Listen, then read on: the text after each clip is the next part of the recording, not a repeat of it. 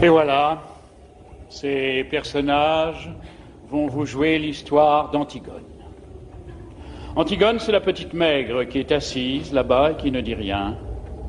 Elle regarde droit devant elle. Elle pense.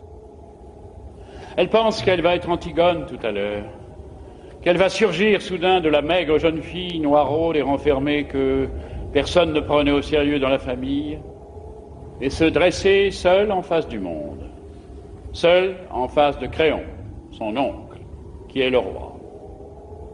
Elle pense qu'elle va mourir, qu'elle est jeune et qu'elle aussi, elle aurait bien aimé vivre.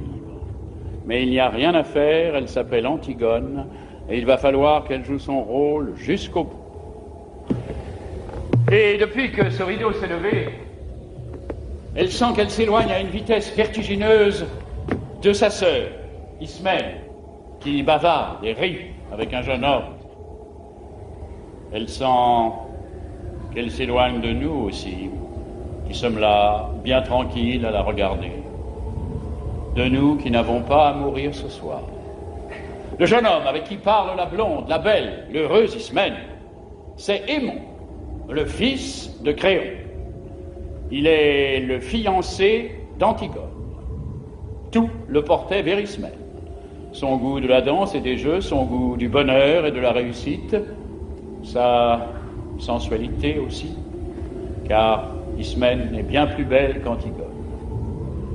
Et puis un soir de bal, où il n'avait dansé qu'avec Ismène, un soir où Ismène avait été éblouissante dans sa nouvelle robe, il a été trouvé Antigone, qui rêvait dans un coin comme en ce moment, ses bras entourant ses genoux, et il lui a demandé d'être sa femme.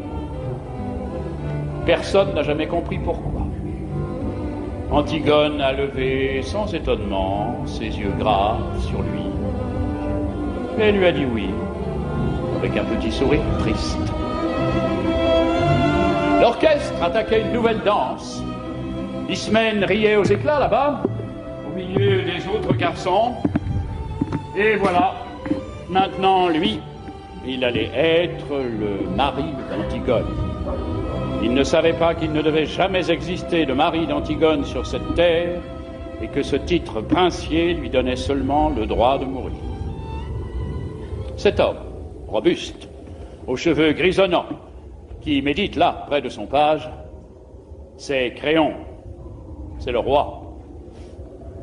Il a des rides, il est fatigué, il joue au jeu difficile de conduire les hommes.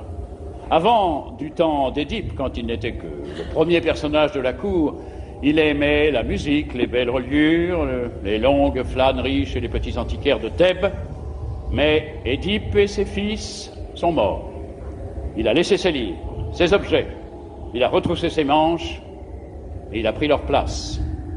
Alors quelquefois, le soir, il est fatigué. Et il se demande s'il n'est pas vain de conduire les hommes, si ce n'est pas un office sordide qu'on doit laisser à d'autres, plus fruste. Et puis, au matin, des problèmes précis se posent qu'il faut résoudre, et il se lève, tranquille, comme un ouvrier au seuil de sa journée. Créon est seul avec son petit page, qui est trop petit, et qui ne peut rien non plus pour lui. Ce garçon là-bas au fond, qui rêve, adossé au mur, solitaire, c'est le messager. C'est lui qui viendra annoncer la mort d'Aimon tout à l'heure. C'est pour cela qu'il n'a pas envie de bavarder ni de se mêler aux autres. Il sait déjà. Enfin, ces trois hommes qui jouent, ce sont les gardes. Ce ne sont pas de mauvais bougres, ils ont des femmes, des enfants et des petits ennuis comme tout le monde. Mais ils vous emploieront les accusés le plus tranquillement du monde tout à l'heure. Ils sont dépourvus de toute imagination. Ce sont les auxiliaires, toujours innocents et toujours satisfaits d'eux-mêmes, de la justice.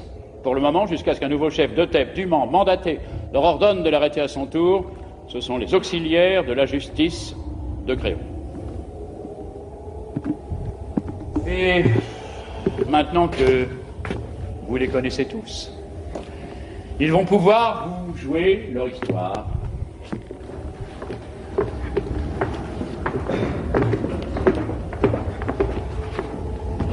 Elle commence au moment où les deux fils d'Édipe, Éthéocle et Polynice, qui devaient régner sur Thèbes 1 an chacun à tour de rôle, se sont battus et entretués sous les murs de la ville. Éthéocle, l'aîné, au terme de la première année de pouvoir, ayant refusé de céder la place à son frère. 7 grands princes étrangers que Polynice avait gagnés à sa cause ont été défaits devant les 7 portes de Thèbes. Maintenant, la ville est sauvée. Les 2 frères ennemis sont morts. Et Créon, le roi, a ordonné qu'à Éthéocle, le bon frère, il serait fait d'imposantes funérailles, mais que Polynice, le vaurien, le révolté, le voyou, serait laissé sans pleurs et sans sépulture, la proie des corbeaux et des chacals. Quiconque osera lui rendre les devoirs funèbres sera impitoyablement puni de mort.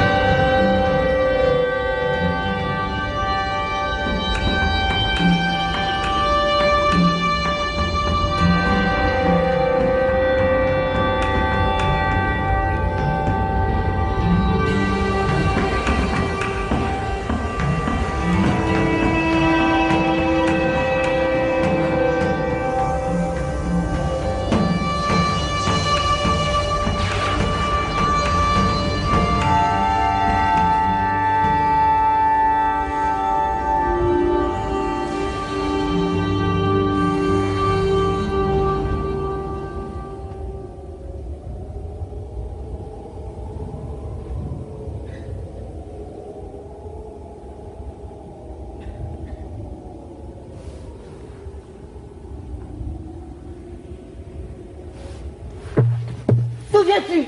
Chut. De me promener. Nourrice, c'était beau. Tout était gris. Maintenant, tu ne peux pas savoir, tout est déjà rose, jaune, vert. C'est devenu une carte postale. Il faut te lever plus tôt, Nourrice, si tu veux voir un monde sans couleur. Je me lève quand il fait encore noir. Je vais à ta chambre pour voir si tu ne t'es pas découverte en dormant. Et je ne te trouve plus dans ton lit. Le jardin dormait encore, je l'ai surpris, Nourrice. Je l'ai vu sans qu'il s'en doute. C'est beau, un jardin qui ne pense pas encore aux hommes. Tu es sorti. C'était à la porte du fond que l'avait laissé entrebâillée. Dans les champs, c'était tout mouillé. Et cela attendait. Tout attendait. Je faisais un bruit énorme toute seule sur la route. Et j'étais gênée parce que je savais bien que c'était pas moi qu'on attendait. Alors j'ai enlevé mes sandales et je me suis glissée dans la campagne sans qu'elle s'en aperçoive. Il va falloir te laver les pieds avant de te remettre au lit. Je ne me recoucherai pas ce matin. À 4 heures. Il n'était pas 4 heures. Je me lève pour voir si elle n'était pas découverte. Je trouve son lit froid et personne dedans. Tu crois que si on se levait comme ça, tous les matins, ce serait tous les matins aussi beau, Nourrice, d'être la première fille dehors? La nuit. C'était la nuit. Et tu veux me faire croire que tu as été te promener? Menteuse. D'où viens-tu?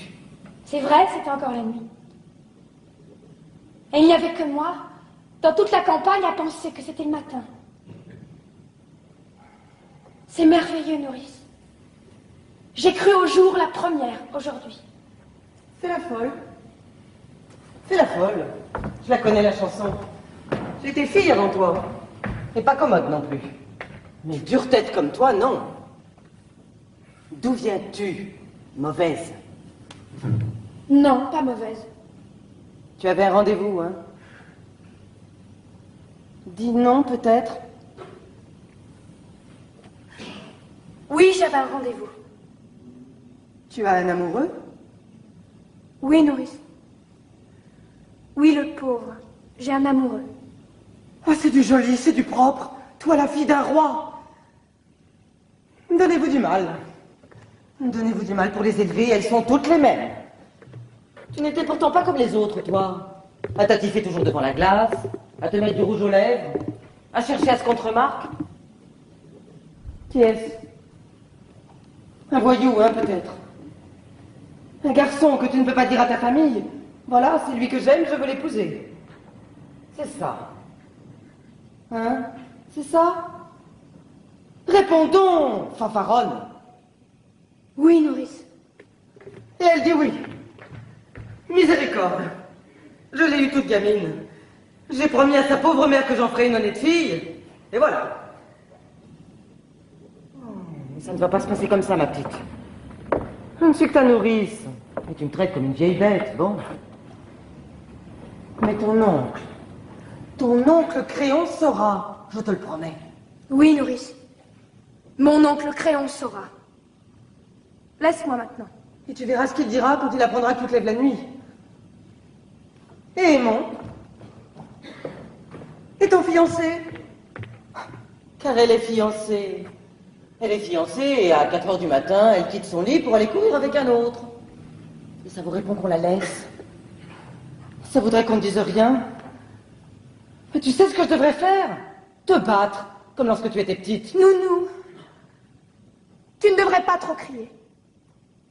Tu ne devrais pas être trop méchante ce matin. Pas crier. Je ne dois pas crier par-dessus le marché. Moi qui avais promis à ta mère. Qu'est-ce qu'elle me dirait, ta mère, si elle était là? Une vieille bête. Oui. Une vieille bête qui n'a pas su me la garder pure, ma petite. Toujours à crier, à faire le chien de garde, à leur tourner autour avec des lainages pour qu'elles ne prennent pas froid, ou des laits de poule pour les rendre fortes. Mais à 4 heures du matin, tu dors, vieille bête. Tu dors, toi qui ne peux pas fermer l'œil. Et tu les laisses filer, marmotte. Et quand tu arrives, le lit est froid. Voilà ce qu'elle me dira, ta mère, là-haut, quand j'y monterai. Et moi, j'aurais honte. Honte à en mourir s'il n'était pas déjà morte. Je ne pourrais que baisser la tête et répondre: Madame Jocaste, c'est vrai? Non. Nourrice, ne pleure plus. Tu pourras regarder maman bien en face quand tu iras la retrouver. Et elle te dira: bonjour, nounou. Merci pour la petite Antigone. Tu as bien pris soin d'elle. Elle sait pourquoi je suis sortie ce matin. Tu n'as pas d'amoureux? Non, nounou. Tu te moques de moi alors? Oh, tu vois, je suis trop vieille. Tu étais ma préférée, malgré ton sale caractère. Ta sœur était plus douce, et je croyais que c'était toi qui m'aimais. Si tu m'aimais, tu m'aurais dit la vérité. Pourquoi ton lit était-il froid quand je suis venue te border? Nounou, je suis pure. Je n'ai pas d'autre amoureux qu'Aimon, mon fiancé, je te le jure. Je peux même te jurer, si tu veux, que je n'aurai jamais d'autre amoureux. Garde tes larmes. Garde tes larmes. Tu en auras peut-être besoin encore, nounou. Et quand tu pleures comme cela, je redeviens petite. Et il ne faut pas que je sois petite ce matin. Tu es déjà levée? Je viens de ta chambre. Oui, je suis déjà levée. Oh, toutes les deux alors. Toutes les deux, vous allez devenir folles et vous lever avant les servantes. Vous croyez que c'est bon d'être debout le matin, à jeun? Que c'est convenable pour des princesses? Oh, vous n'êtes seulement pas couvertes. Oh, non. Vous allez voir que vous allez encore me prendre mal. Laisse-nous, nourrice. Il ne fait pas froid, je t'assure, c'est déjà l'été. Va nous faire du café.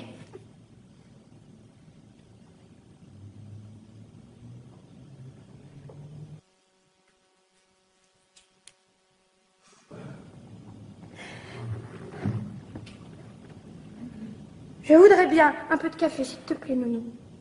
Cela me ferait du bien. Ma colombe, la tête lui tourne d'être sans rien.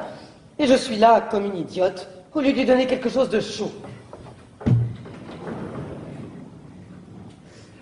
Tu es malade?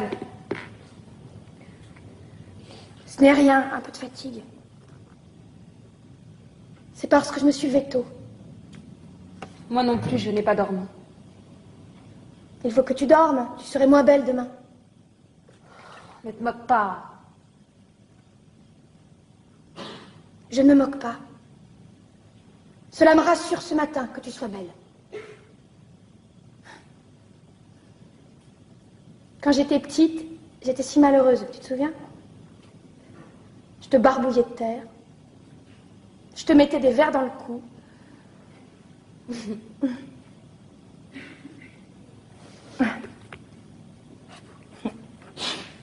Une fois, j'étais attachée à un arbre et je t'ai coupé tes cheveux. Tes beaux cheveux. Comme cela doit être facile de ne pas penser de bêtises, avec toutes ces belles mèches lisses et bien ordonnées autour de la tête.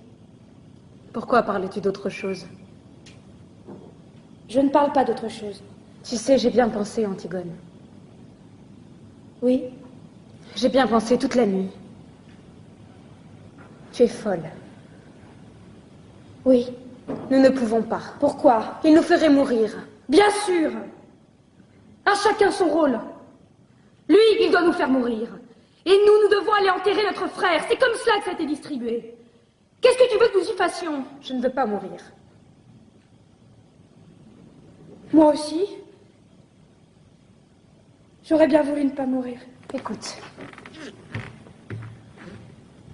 J'ai bien réfléchi toute la nuit. Je suis l'aînée, je réfléchis plus que toi. Il y a des fois, il ne faut pas trop réfléchir. Si, Antigone. D'abord, bien sûr, c'est horrible, et j'ai pitié, moi aussi, de mon frère. Mais je comprends un peu notre oncle. Moi, je ne veux pas comprendre un peu. Il est le roi, il faut qu'il donne l'exemple. Et moi, je ne suis pas le roi! Chut. Il ne faut pas que je donne l'exemple, moi. Elle fait ce qui lui passe par la tête, la petite Antigone. La sale bête, l'entêtée, la mauvaise. Et puis après, on la met dans un coin ou dans un trou, et c'est bien fait pour elle. Elle n'avait qu'à ne pas désobéir. Allez, allez. Tes sourcils joints, ton regard droit devant toi et te voilà lancé sans écouter personne. Écoute-moi, j'ai raison plus souvent que toi. Je ne veux pas avoir raison. Essaie de comprendre au moins. Comprendre. Vous n'avez que ce mot-là dans la bouche, tous. Depuis que je suis toute petite. Il fallait comprendre qu'on ne peut pas toucher à l'eau. À la belle et fuyante eau froide parce que ça mouille les dalles. À la terre parce que ça tache les robes. Il fallait comprendre qu'on ne doit pas manger tout à la fois. Donner tout ce qu'on a dans ses poches aux mendiants qu'on rencontre. Courir. Courir dans le vent jusqu'à ce qu'on tombe par terre et boire quand on a chaud. Et se baigner quand il est trop tôt ou trop tard. Mais pas juste quand on en a envie. Comprendre. Toujours comprendre. Mais moi, je ne veux pas comprendre. Je comprendrai quand je serai vieille. Si je deviens vieille, pas maintenant. Il est plus fort que nous, Antigone. Il est le roi. Et ils pensent tous comme lui dans la ville. Ils sont des milliers autour de nous. Grouillant dans toutes les rues de Thèbes. Je ne t'écoute pas. Ils nous hueront. Ils nous prendront avec leurs 1000 bras, leurs 1000 visages et leur unique regard. Ils nous cracheront à la figure. Et il faudra avancer dans leur haine, sur la charrette, avec leur odeur et leur rire, jusqu'au supplice. Et souffrir? Il faudra souffrir. Sentir que la douleur monte, qu'elle est arrivée au point où on ne peut plus la supporter, qu'il faudrait qu'elle s'arrête, mais qu'elle continue pourtant et monte encore, comme une voix aiguë. Oh, je ne peux pas. Je ne peux pas. Comme tu as bien tout pensé.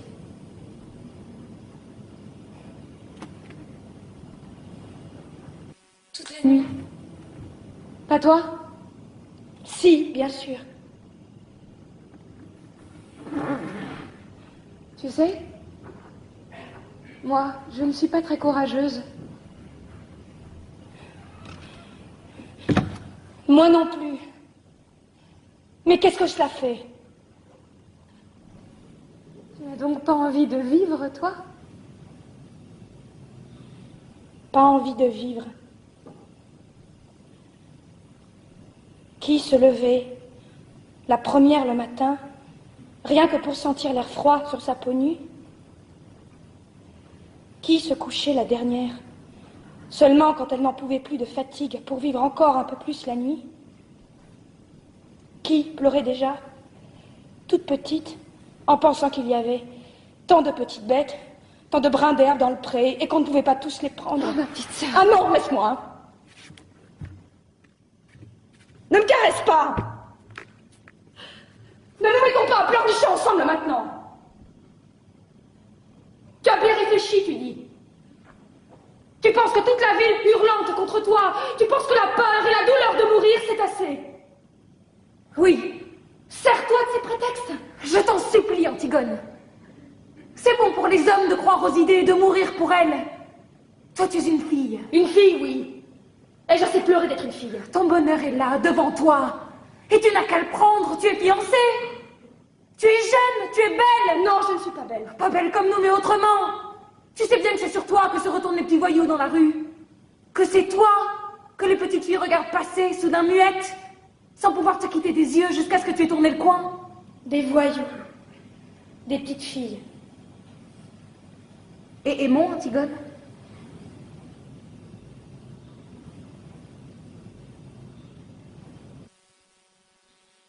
Je parlerai tout à l'heure à Aimon.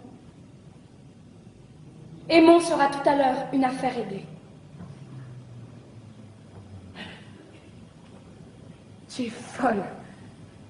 Tu m'as toujours dit que j'étais folle. Pour tout, depuis toujours.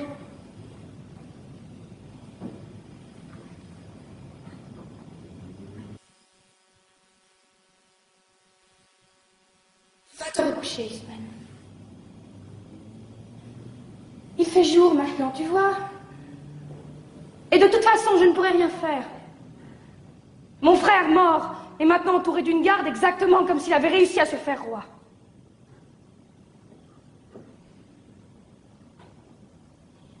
Va te recoucher.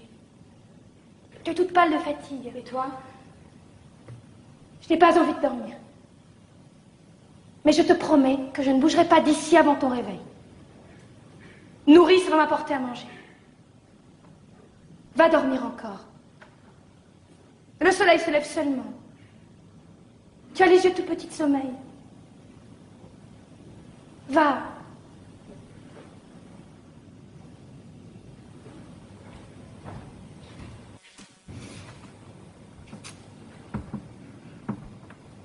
Je te convaincrai, n'est-ce pas? Je te convaincrai, tu me laisseras te parler encore. Je te laisserai me parler encore, oui. Je vous laisserai tous me parler. Va dormir maintenant, je t'en prie.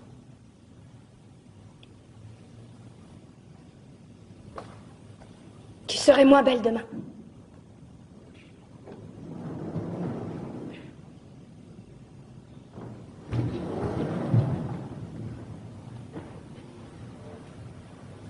Pauvre Ismène. Tiens, te voilà un bon café et des tartines, mon pigeon. Mange. Je n'ai pas très faim, Nourrice. Je te les ai grillés moi-même. Et beurrés comme tu les aimes. Tu es gentille, Nounou. Je vais seulement boire un peu. Où as-tu mal?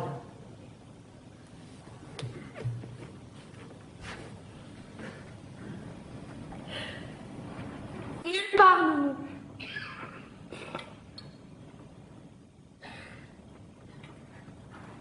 Mais fais-moi tout de même bien chaud. Comme lorsque j'étais malade.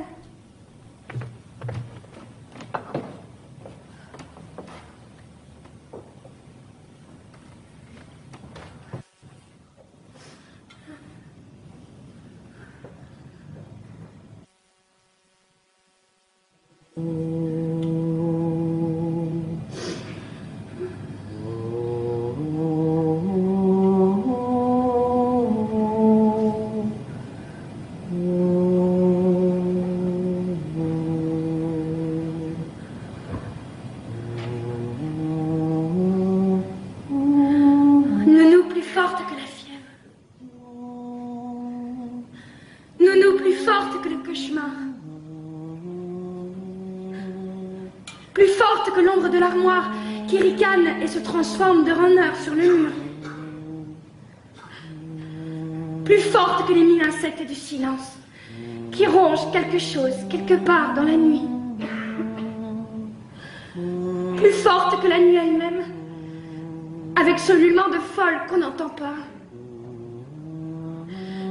Nounou plus forte que la mort. Donne-moi ta main, comme lorsque tu restes à côté de mon lit. Et qu'est-ce que tu as, ma petite colombe? Rien, Nounou. Je suis seulement encore un peu petite pour tout cela. Mais il n'y a que toi qui dois le savoir. Trop petite pourquoi, ma mésange? Pour rien, Nounou. Et puis tu es là. Je tiens ta bonne main rugueuse qui sauve de tout, toujours. Je le sais bien. Peut-être qu'elle va me sauver encore. Tu es si puissante, Nounou. Mais qu'est-ce que tu veux que je fasse, ma tourterelle? Rien, Nounou. Seulement ta main, comme ça, là, sur ma joue.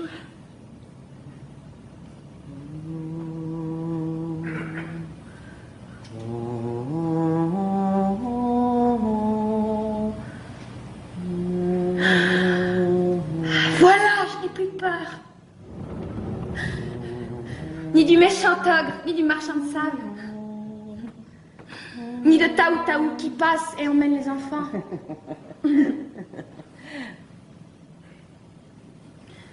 Mais voilà, Aimon. Laisse-nous nourrir.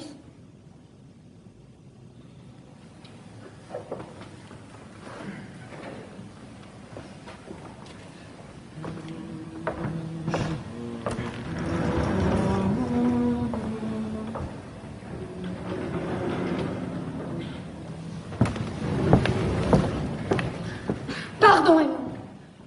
Pour notre dispute d'hier soir et pour tout, c'est moi qui avais tort. Je te prie de me pardonner. Tu sais bien que je t'avais pardonné à peine avais-tu claqué la porte. Ton parfum était encore là et je t'avais déjà pardonné. À qui l'avais-tu volé ce parfum? À Ismaël. Et le rouge à lèvres, la poudre, la belle robe? Aussi. En quel honneur t'étais-tu faite si belle? Je te le dirai.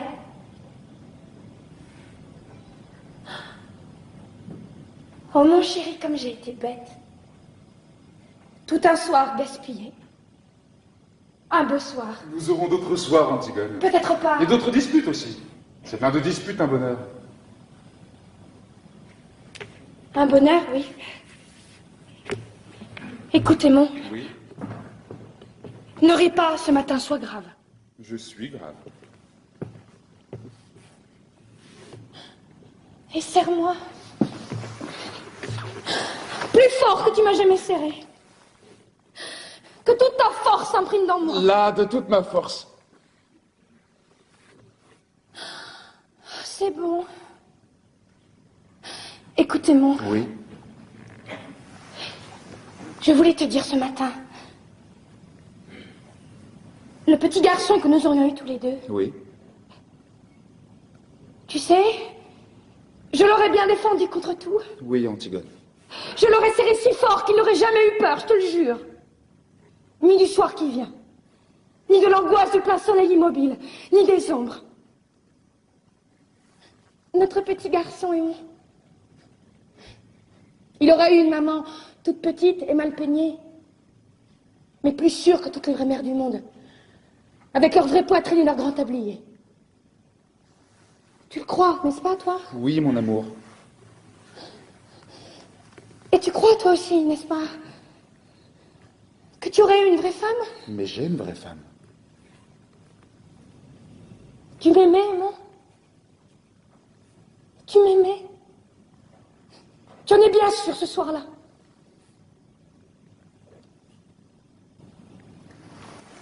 Quel soir? Tu es sûr qu'à ce bal où tu es dû me chercher dans mon coin, tu t'es pas trompé de jeune fille? Tu es sûr que tu n'as jamais regretté depuis? Jamais pensé, tout au fond de toi, même une fois, que tu aurais plutôt dû demander Ismène? Idiote! Tu m'aimes, n'est-ce pas?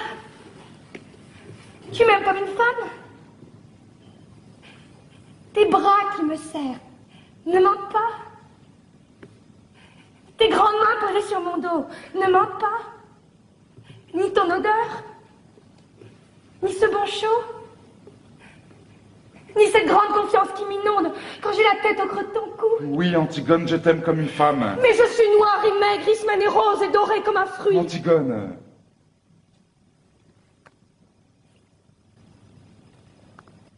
Je suis rouge de honte. Mais il faut que je sache ce matin. Dis la vérité, je t'en prie. Quand tu penses que je serai à toi, est-ce que tu sens, au milieu de toi, comme un grand trou qui se creuse, comme quelque chose qui meurt? Oui, Antigone.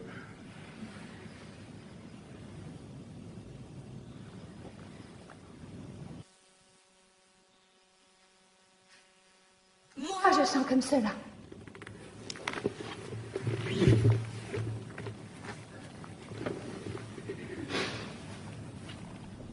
Et je voulais te dire que j'aurais été très fière d'être ta femme. Ta vraie femme, sur qui tu aurais posé ta main le soir en t'asseyant, sans penser, comme sur une chose bien à toi. Voilà. Maintenant, je vais te dire encore 2 choses. Et quand je te les aurai dites, il faudra que tu sortes sans me questionner. Même si elles te paraissent extraordinaires, même si elles te font de la peine. Jure-le-moi. Qu'est-ce que tu vas me dire encore? Non, jure-moi d'abord que tu sortiras sans rien me dire, sans même me regarder. Si tu m'aimes, jure-le-moi.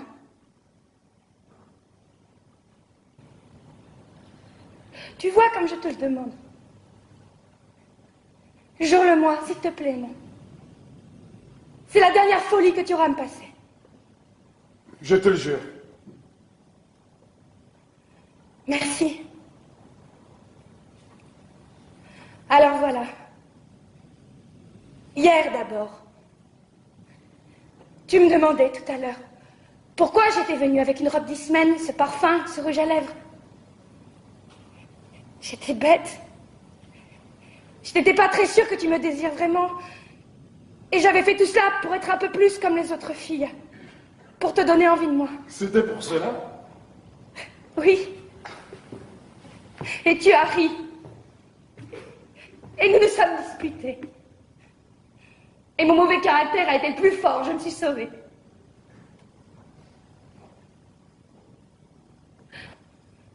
Mais j'étais venue chez toi pour que tu me prennes hier soir. Pour que je sois ta femme avant. Tu m'as juré de ne pas me demander pourquoi tu m'as juré. Je t'en supplie. D'ailleurs, je vais te dire, je voulais être ta femme quand même. Parce que je t'aime comme cela, moi. très fort, et que je vais te faire de la peine. Oh mon chéri, pardon. Que jamais, jamais je ne pourrai t'épouser. Tu me l'as juré, non? Sors, sors tout de suite. Si tu parles, si tu fais un seul pas vers moi, je me jette par cette fenêtre, je te le jure, Emma. Je te le jure sur la tête du petit garçon que nous avons eu tous les deux en rêve. Du seul petit garçon que j'aurai jamais. Pars maintenant. Pars vite. Tu sauras demain. Tu sauras tout à l'heure.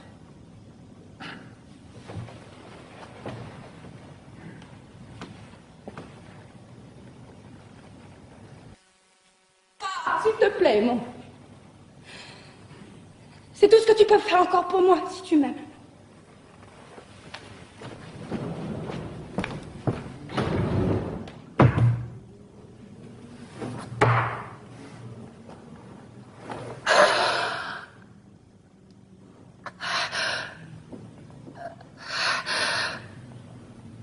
Voilà.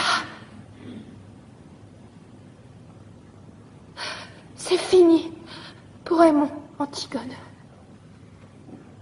Antigone? Es-tu là? Oui, je suis là. Je ne peux pas dormir. J'avais peur que tu sortes et que tu tentes de l'enterrer malgré le jour.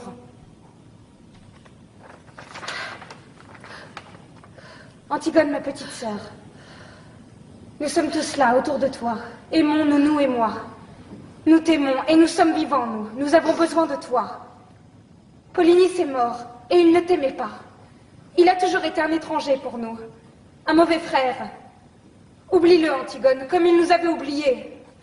Laisse son ombre dure errer éternellement sans sépulture, puisque c'est la loi de Créon. Ne tente pas ce qui est au-dessus de tes forces. Tu braves tout, toujours.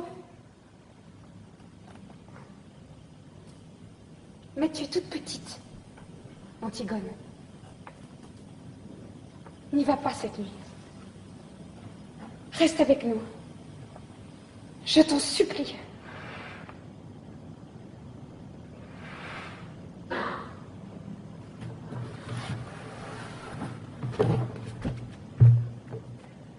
C'est trop tard. Ce matin, quand tu m'as rencontré, j'en venais.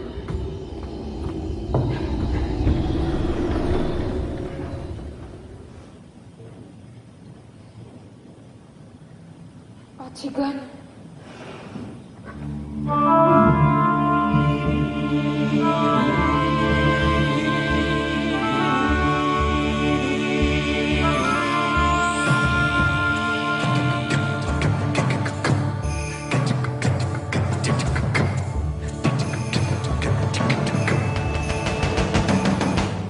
Un garde, dis-tu?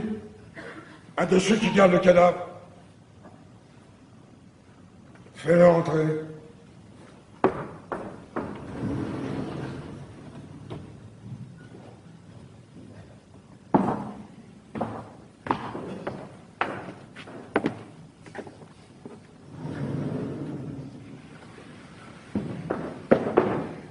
Garde Jonas de la 2e compagnie. Qu'est-ce que tu veux? Voilà, chef. On a tiré au sort pour savoir celui qui viendrait et le sort est tombé sur moi. Alors voilà, chef, je suis venu parce qu'on a pensé qu'il valait mieux qu'il n'y en ait qu'un qui explique. Et puis parce qu'on ne pouvait pas abandonner le poste tous les trois. Qu'as-tu à me dire? Eh bien voilà, chef. Le cadavre. On a veillé pourtant.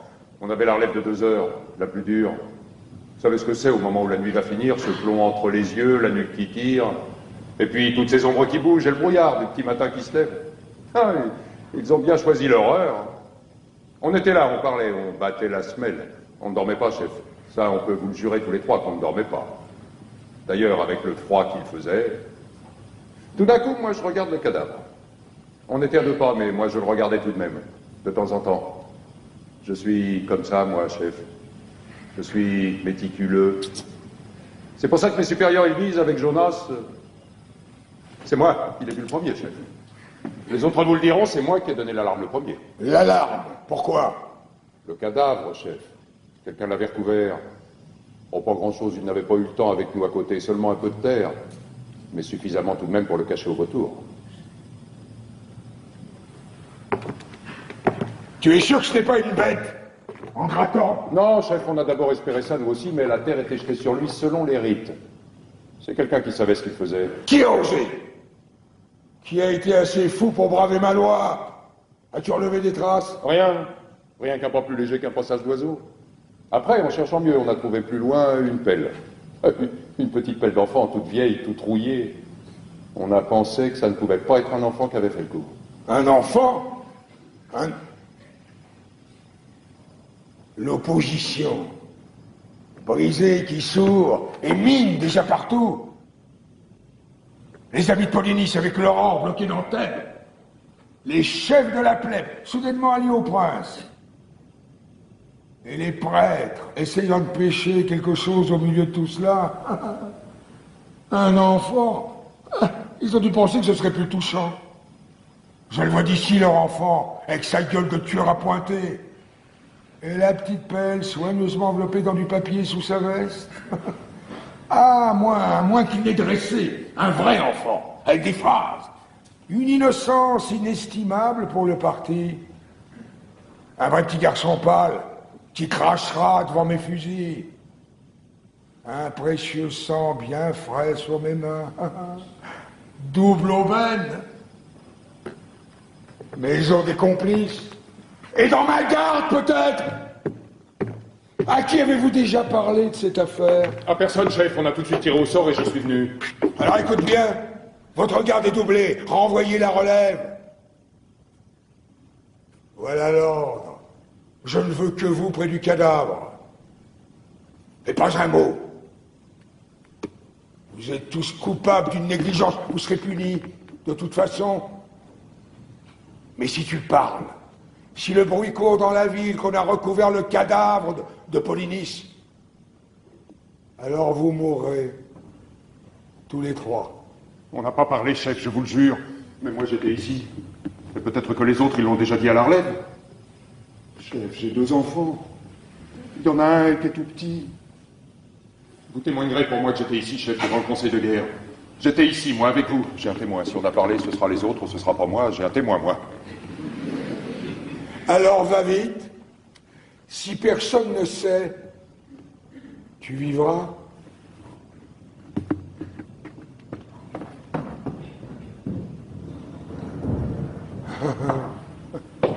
Un enfant.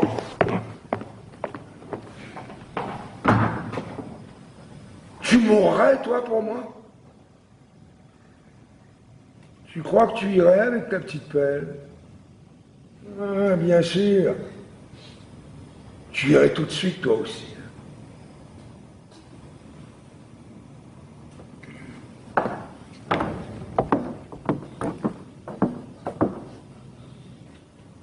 Un enfant.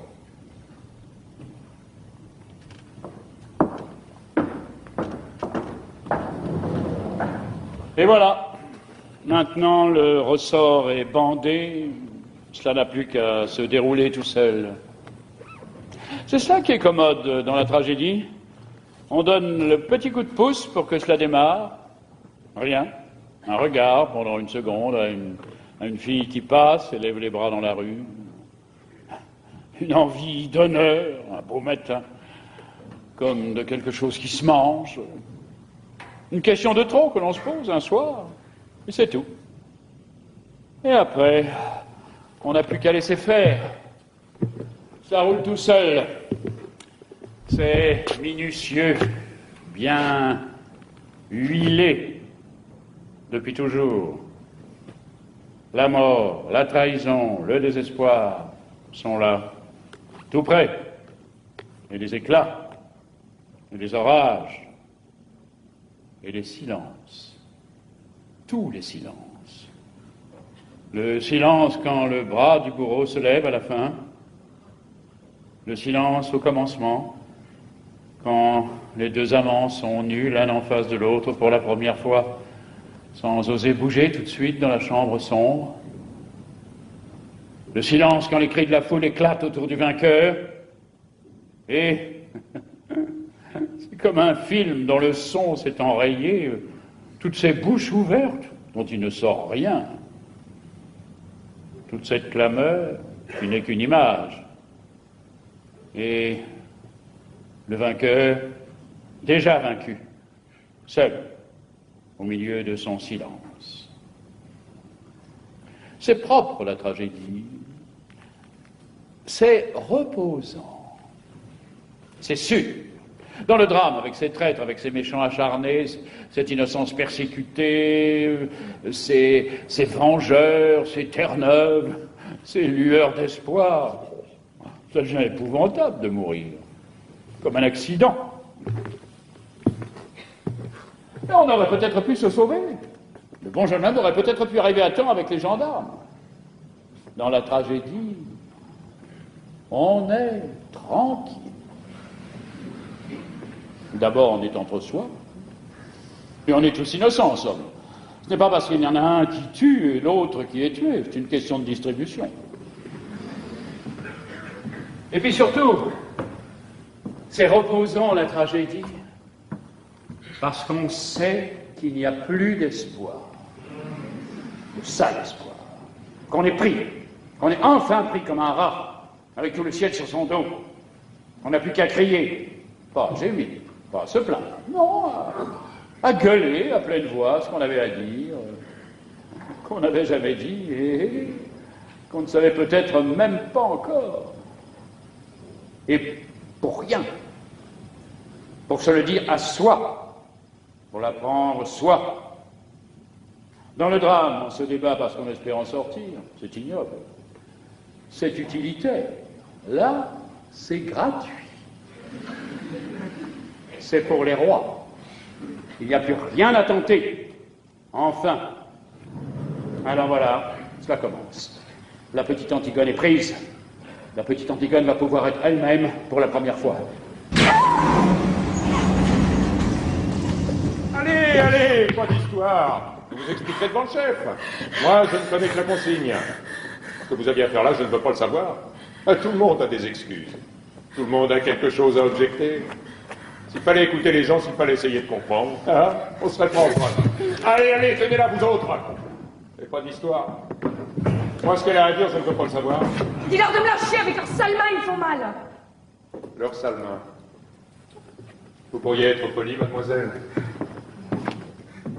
Moi, je suis poli. Dis-leur de me lâcher.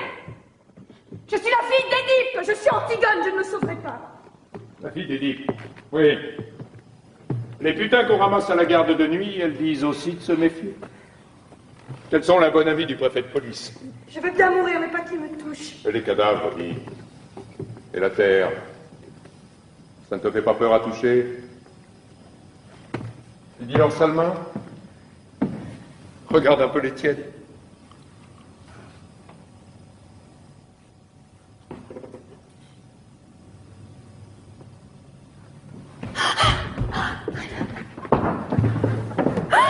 On t'avait pris cet appel?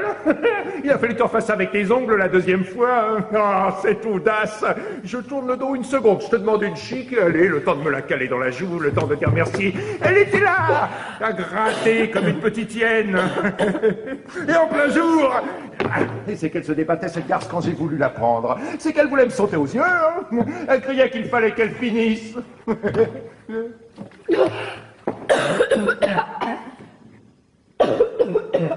C'est une folle, oui.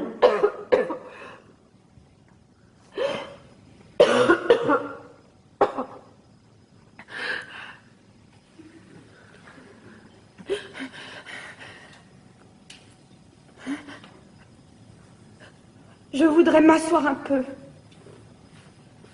S'il vous plaît. C'est bon qu'elle s'asseye. Mais n'en lâchez pas, vous autres.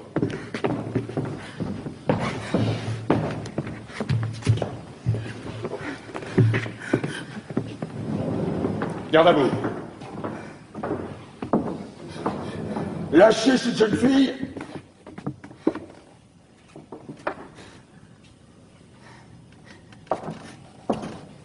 Qu'est-ce que c'est? C'est le piquet de garde, chef. On est venu avec les camarades. Qui garde le corps? On a appelé la relève, chef. Je t'avais dit de la renvoyer. Je t'avais dit de ne rien dire. On n'a rien dit, chef. Mais comme on a arrêté celle-là, on a pensé qu'il fallait qu'on vienne. Et cette fois, on n'a pas tiré au sort. On est venus tous les trois. Imbécile.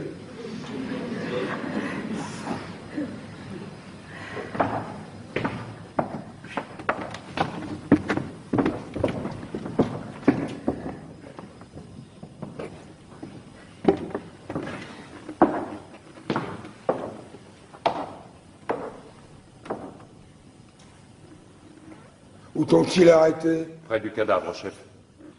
Qu'allais-tu faire près du cadavre de ton frère? Tu savais que j'avais interdit de l'approcher? Ce qu'elle faisait, chef, c'est pour ça qu'on vous l'amène. Elle grattait la terre avec ses mains.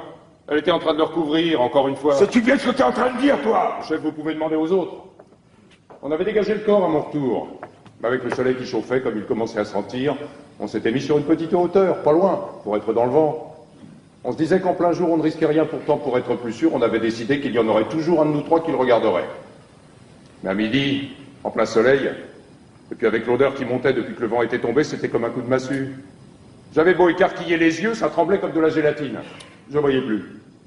J'ai au camarade lui demandé une chic pour passer ça. Le temps que je me la cale à la joue, chef, le temps que je lui dise merci, je me retourne, elle était là à gratter avec ses mains. En plein jour. Elle devait bien penser qu'on ne pouvait pas ne pas la voir. Et quand elle a vu que je lui courais dessus, vous croyez qu'elle s'est arrêtée, qu'elle a essayé de se sauver peut-être? Non, elle continuait de toutes ses forces, aussi vite qu'elle pouvait, comme si elle ne me voyait pas arriver. Et quand je l'empoignais, elle se débattait comme une diablesse. Elle voulait continuer encore. Elle me criait de la laisser, que le corps n'était pas encore tout à fait couvert. C'est vrai? Oui, c'est vrai. On a découvert le corps comme de juste, et on a passé la relève sans parler de rien. Et on est venu vous l'amener, chef. Voilà. Et cette nuit, la première fois, c'était toi aussi? Oui, c'était moi. Avec une petite pelle de fer qui nous servait à faire des châteaux de sable sur la plage pendant les vacances. C'était justement la pelle de Polynice. Il avait gravé son nom au couteau sur le manche. C'est pour cela que je l'avais laissée près de lui. Mais ils l'ont prise. Alors la seconde fois, j'ai dû recommencer avec mes mains. On aurait dit une petite bête qui grattait. Même qu'au premier coup d'œil, avec l'air chaud qui tremblait, le camarade a dit « Bah non, c'est une bête. Penses-tu ?» Je lui dis « C'est trop fin pour une bête. C'est une fille. » C'est bien. On vous demandera peut-être un rapport tout à l'heure. Pour le moment, laissez-moi seul avec elle. Petit, conduis ces hommes à côté et qu'ils restent au secret, jusqu'à ce que je revienne les voir.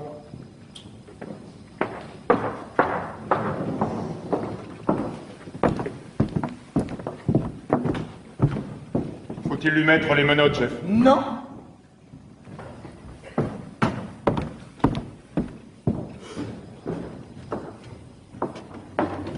Avais-tu parlé de ton projet à quelqu'un? Non. As-tu rencontré quelqu'un sur ta route? Non, personne. Tu es bien sûr? Oui.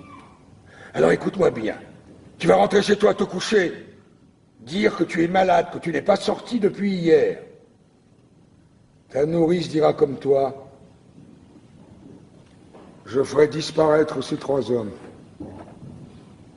Pourquoi? Puisque vous savez bien que je recommencerai.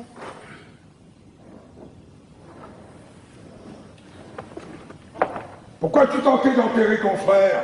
Je le devais. Je l'avais interdit! Je le devais tout de même. Ceux qu'on n'enterre pas errent éternellement, sans jamais trouver de repos.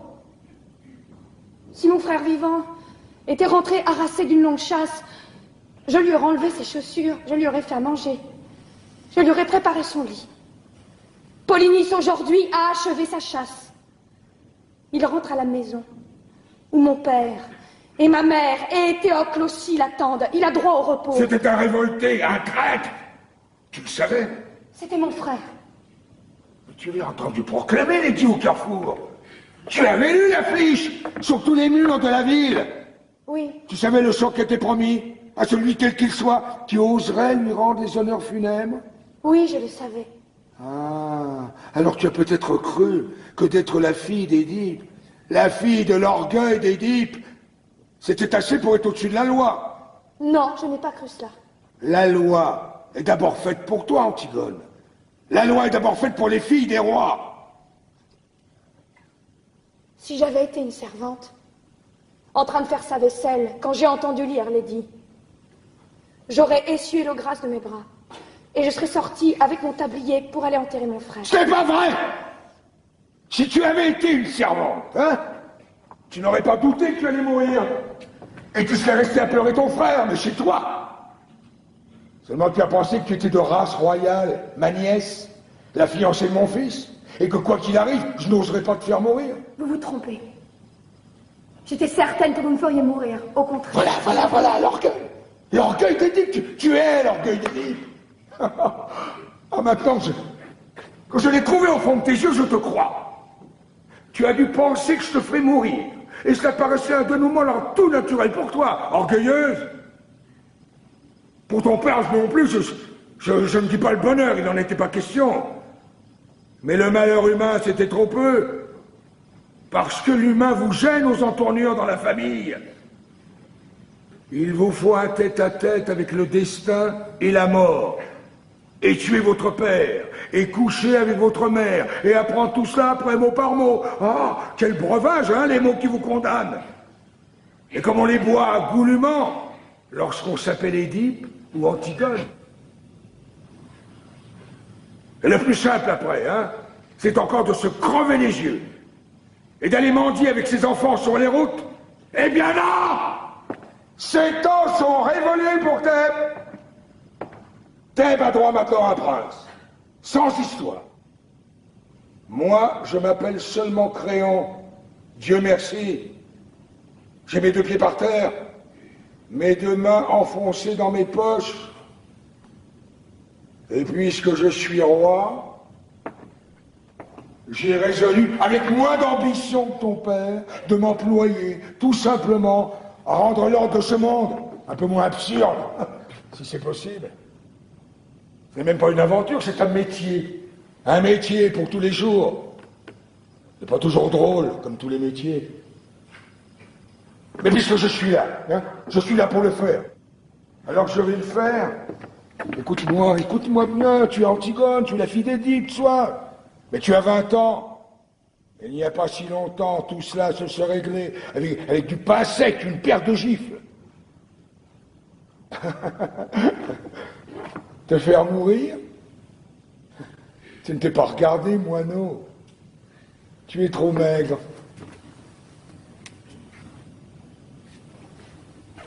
Tu vas rentrer chez toi tout de suite, faire ce que je t'ai dit.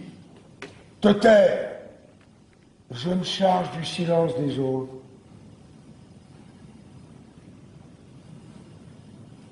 Allez, va!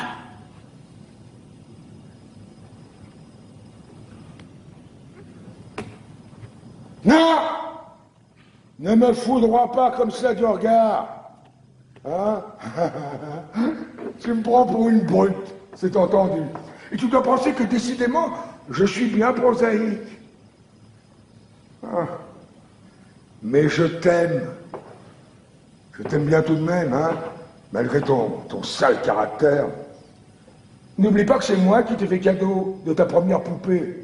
Hein, il n'y a pas si longtemps. Antigone, c'est par cette porte qu'on regagne ta chambre. Où t'en vas-tu par là? Vous savez bien. Quel jeu joues-tu? Je ne joue pas. Je ne comprends donc pas que si quelqu'un d'autre que ces trois brutes sait tout à l'heure ce que tu as tenté de faire, moi, je serais obligé de te faire mourir. Mais si tu te tais maintenant, si tu renonces à cette folie, j'ai une chance de te sauver, mais je ne l'aurai plus dans 5 minutes. Il faut que j'aille enterrer mon frère, que ces hommes ont découvert. Tu irais refaire ce geste absurde. Mais il y a une autre garde autour du corps de Polynice, et même si tu parviens à le recouvrir encore, on dégagera son cadavre, tu le sais bien. Que peux-tu donc sinon t'ensanglanter encore les ongles? Te faire prendre? Rien d'autre que cela, je le sais. Mais cela, du moins, je peux. Et il faut faire ce que l'on peut. Tu y crois donc vraiment, toi, cet enterrement dans les règles, à cette ombre de ton frère condamné à errer toujours, si on ne jette pas sur le cadavre un petit peu de terre avec la formule du prêtre? Tu l'auras déjà entendu, toi, la réciter au prêtre de Thèbes, la formule? Tu as vu ces pauvres têtes d'employés fatigués, écourtant les gestes, avalant les mots, bâclant ce mort pour en prendre un autre avant le repas de midi? Oui, je les ai vus. Ah, et tu n'as jamais pensé alors que si c'était un être que tu aimais vraiment, qui était là, couché, dans cette boîte, tu te mettrais à hurler tout d'un coup, alors crier de se taire, de s'en aller? Si, je l'ai pensé. Et tu risques la mort maintenant parce que j'ai refusé à ton frère ce passeport dérisoire, ce bredouillage en Syrie sur sa dépouille, cette pantomime dont tu aurais été la première à avoir honte et mal si on l'avait joué. C'est absurde. Oui, c'est absurde. Ah, pourquoi fais-tu ce geste alors? Pour les autres? Pour ceux qui y croient? Ou pour les dresser contre moi? Non. Ni pour les autres, ni pour ton frère. Pour qui alors? Pour personne. Pour moi. Ah, tu as donc tellement envie de mourir. C'est vrai. Tu as l'air d'un petit gibier pris. Ne vous attendrissez pas trop sur moi. Faites comme moi, faites ce que vous avez à faire. Mais si vous êtes un être humain, faites-le vite. Voilà tout ce que je vous demande. Je n'aurai pas du courage éternellement, c'est vrai.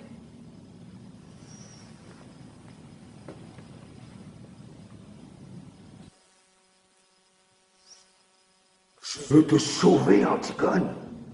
Vous êtes le roi, vous pouvez tout, mais cela, vous ne le pouvez pas.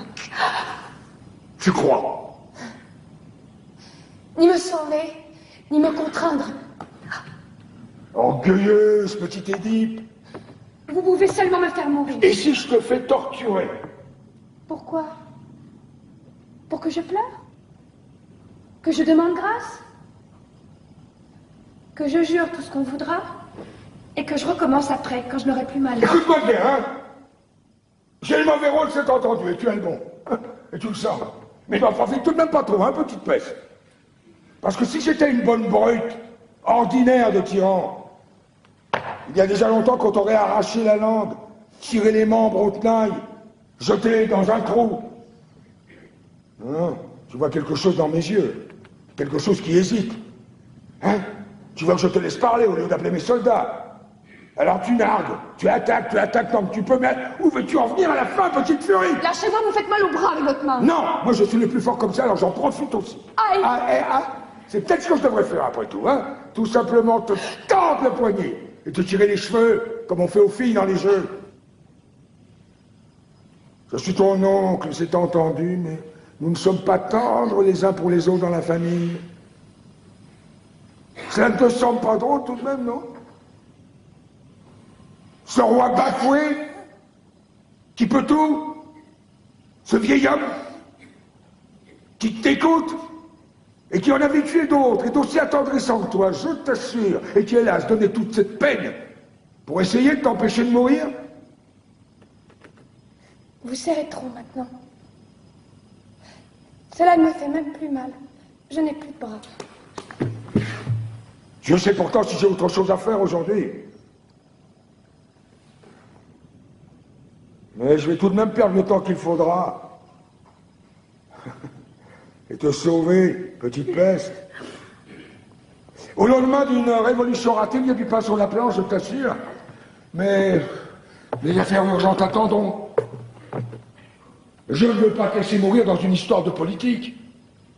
Tu vaut mieux que ça. Hein? Et parce que ton Polynice, cette ombre éplorée, et ce corps qui se décompose entre ses gardes, et tout ce pathétique qui t'enflamme, tout cela, ce n'est qu'une histoire de politique. D'abord, je ne suis pas tendre, mais je suis délicat. J'aime ce qui est propre, net, bien lavé. Parce que tu crois que ça ne me dégoûte pas autant que toi, non? Cette viande qui pourrit au soleil. Mais il faut que tout aille comme ça pendant quelque temps. Tu penses bien que j'aurais fait enterrer ton frère, ne fût que pour l'hygiène. Mais pour que les brutes que je gouverne comprennent, il faut que ça pue. Le cadavre de Polynice, dans toute la ville, pendant un mois. Vous êtes odieux! Oui, mon petit... C'est le métier qu'il veut.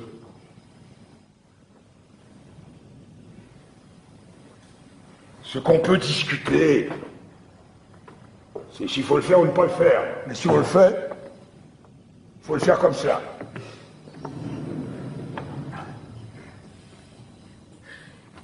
Et pourquoi le faites-vous? Un matin, je me suis réveillé, roi de Thèbes. Et Dieu sait si j'aimais autre chose dans la vie que d'être puissant. Il fallait dire non, alors. Ah, je le pouvais. Mais je me suis senti tout à coup comme un ouvrier qui refusait un ouvrage. Cela ne m'a pas paru honnête. J'ai dit oui. Eh bien, tant pis pour vous. Moi, je n'ai pas dit oui. Qu'est-ce que vous voulez que ça me fasse à moi? Votre politique? Vos nécessités? Vos pauvres histoires? Moi, je peux dire non encore à tout ce que je n'aime pas. Et je suis seul juge. Et vous? Avec votre couronne, avec vos gardes, avec votre attirail, vous pouvez seulement me faire mourir parce que vous avez dit oui. Écoute-moi. Mais si je veux, moi, je peux ne pas vous écouter. Vous avez dit oui. Je n'ai plus rien à apprendre de vous. C'est pas vous. Vous êtes là, à boire mes paroles. Et si vous n'appelez pas vos gardes, c'est pour m'écouter jusqu'au bout. Tu m'amuses. Non. Je vous fais peur. Et c'est pour ça que vous essayez de me sauver. Ça serait tout de même plus commode de garder une petite Antigone muette et vivante dans ce palais. Vous êtes trop sensible pour faire un bon tyran, voilà tout. Mais vous allez tout de même me faire tuer tout à l'heure, vous le savez. Et c'est pour cela que vous avez peur. C'est laid, un homme qui a peur. Oui, j'ai peur. J'ai peur d'être obligé de te faire tuer si tu t'obstines. Je ne le voudrais pas. Et moi, je ne suis pas obligée de faire ce que je ne voudrais pas. Vous n'auriez pas voulu non plus, peut-être, refuser une tombe à mon frère? Dites-le donc que vous ne l'auriez pas voulu. Je te l'ai déjà dit. Et vous l'avez fait, tout de même. Et maintenant, vous allez me faire tuer sans le vouloir. Et c'est cela, être roi. Oui, c'est cela. Pauvre Créon. Avec mes ongles cassés et plein de terre. Et les bleus que tes gardes m'ont fait au bras. Avec ma peur qui me tord le ventre. Moi, je suis reine. Alors écoutez-moi, vis. Le cadavre de ton frère qui pourrit sous mes fenêtres.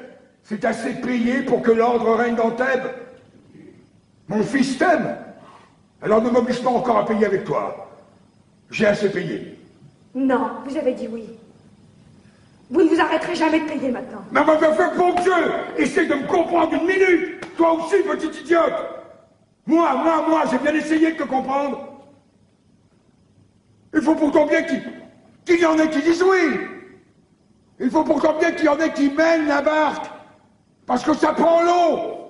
Ça prend l'eau de toutes parts. C'est plein de crimes, de bêtises, de misère. Non, mais enfin, mais... Est-ce que tu comprends cela? Je ne veux pas comprendre. C'est bon pour vous. Moi, je suis là pour autre chose que pour comprendre. Je suis là pour vous dire non. Et pour mourir. Ah, c'est facile de dire non. Pas toujours. Pour dire oui, il faut suer. Hein, retrousser ses manches. Empoigner la vie à pleine main sans mettre jusqu'au coude. C'est facile de dire non. Même si on doit mourir. Il n'y a qu'à pas bouger et attendre. Attendre pour vivre. Attendre même pour qu'on vous tue. C'est trop lâche. Ça, c'est une invention des hommes. Tu imagines un monde Ou les arbres aussi auraient dit non, non, contre la sève. Ou les bêtes auraient dit non, contre l'instinct de la chasse ou de l'amour. Parce que les bêtes, elles au moins, hein, elles sont bonnes, elles sont simples, elles sont dures. Quel rêve, hein, pour un roi des bêtes. Ce serait si simple. Ah, tu me méprises, n'est-ce pas? Ah, c'est drôle. Je l'ai souvent imaginé, ce dialogue avec un petit jeune homme pâle qui aurait essayé de me tuer. Et donc je ne pourrais rien tirer après que du mépris. Mais je ne pensais pas que ce serait avec toi et pour quelque chose d'aussi bête. Alors, écoute-moi tout de même pour la dernière fois. Mon rôle n'est pas bon, mais c'est mon rôle et je vais te faire tuer. Seulement avant, je voudrais que toi aussi tu sois bien sûr du tien. Parce que tu sais pourquoi tu vas mourir, Antigone. Tu sais au bas de quelle histoire sordide tu vas signer pour toujours ton petit nom sanglant? Quelle histoire? Celle de Théocle et de Polynice, celle de tes frères. Ah non, non, non, non, non, non, tu crois la savoir, mais tu ne la sais pas, parce que personne ne la sait dans Thèbes. Que moi. Mais il me semble que toi, ce matin, tu as aussi le droit de l'apprendre. Et ce n'est pas bien beau, tu vas voir. Ah, que te rappelles-tu de tes frères d'abord? 2 compagnons de jeu qui te méprisaient sans doute, te cassaient tes poupées en se chuchotant éternellement des mystères à l'oreille l'un de l'autre pour te faire enrager. C'était des grands. Ah. Alors après, tu as dû les admirer avec leurs premières cigarettes, leurs premiers pantalons longs, et puis ils ont commencé à sortir le soir, hein, à sentir l'homme. Alors là, après, ils ne t'ont plus regardé du tout. J'étais une fille. Tu voyais bien pleurer ta mère, ton père se mettre en colère à leur retour. Tu entendais claquer les portes et leur ricanement dans les couloirs. Et ils passaient devant toi, goguenard, veulent, ils sentaient le vin. Une fois, je m'étais cachée derrière une porte. C'était le matin, nous venions nous lever et eux, ils rentraient. Polynice m'a vu. Il était pâle, les yeux brillants, et si beau dans son vêtement du soir. Il m'a dit, tiens, tu es là, toi. Et il m'a donné une grande fleur de papier qu'il avait rapportée de sa nuit. Ah. Et tu l'as conservée, n'est-ce pas, cette fleur? Et hier, avant de t'en aller, tu as ouvert ton tiroir, tu l'as regardée longtemps, pour te donner du courage.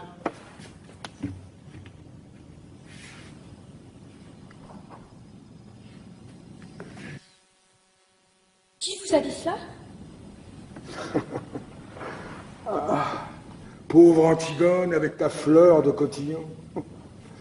Sais-tu qui était ton frère? Je savais que vous me diriez du mal de lui, en tout cas. Un petit fêtard imbécile, un petit carnassier dur, sans âme, une petite brute, juste bonne à aller plus vite que les autres avec ses voitures, à dépenser plus d'argent dans les bars. Tiens, une fois, j'étais là, ton père venait de lui refuser une grosse somme d'argent qu'il avait perdu au jeu. Il est devenu tout pâle. Il a levé son poing en criant un mot ignoble. C'est pas vrai! Son poing de brûle, t'as tout volé dans le visage de ton père. C'était pitoyable. Ton père était assis à sa table, la tête dans ses mains. Il saignait. Il saignait du nez et il pleurait.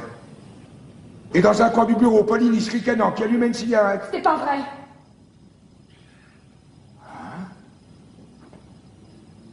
Je ne te rappelle plus.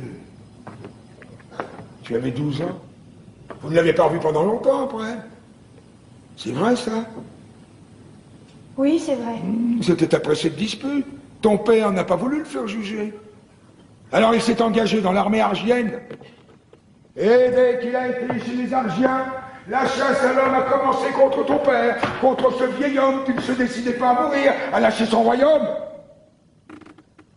Les attentats se succédaient, et les tueurs que nous prenions finissaient toujours par avouer qu'ils avaient reçu de l'argent de lui, mais pas seulement de lui d'ailleurs, car c'est cela que je veux que tu saches, les coulisses de ce drame, où toi tu brûles de jouer un rôle, hein, la cuisine.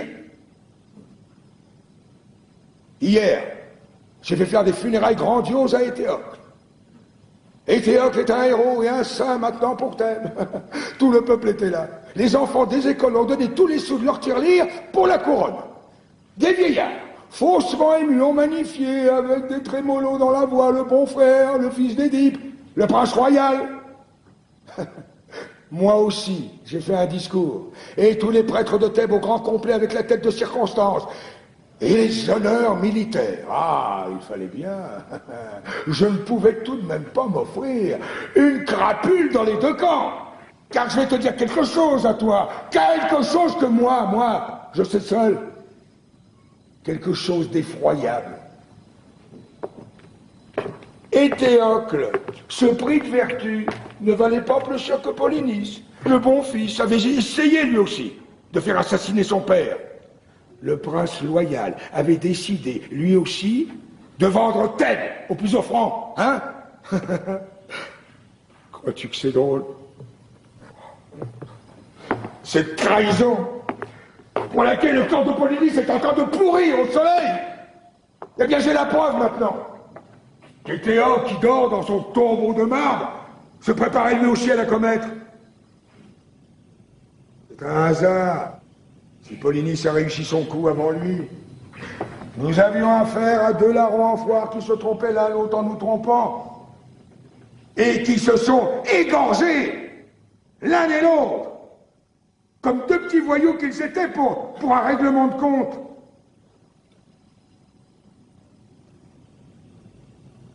Seulement,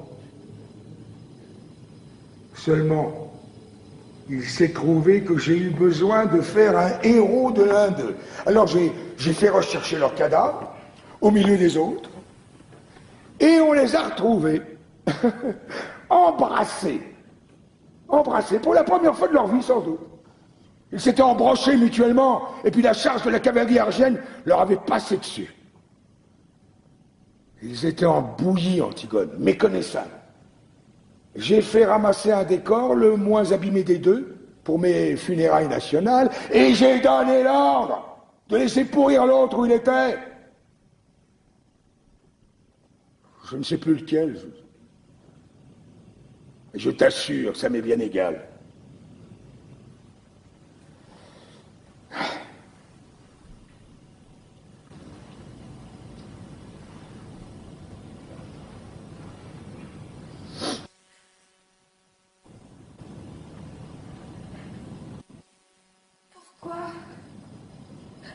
M'avez-vous raconté cela? Valait-il mieux te laisser mourir dans cette pauvre histoire?